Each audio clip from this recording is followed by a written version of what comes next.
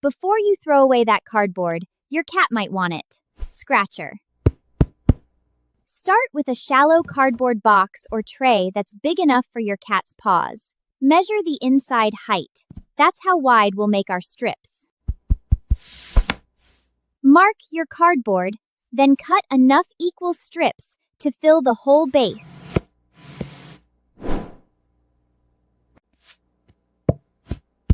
Now pack the strips upright with those corrugated edges facing up. Keep adding them until they're packed together nice and snug.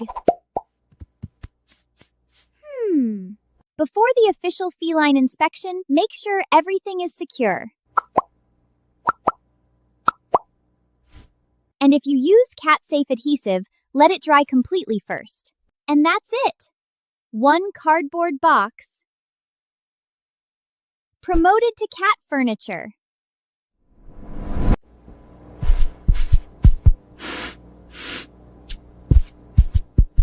And apparently, it passed inspection.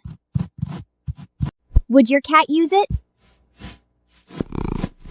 Tell me below.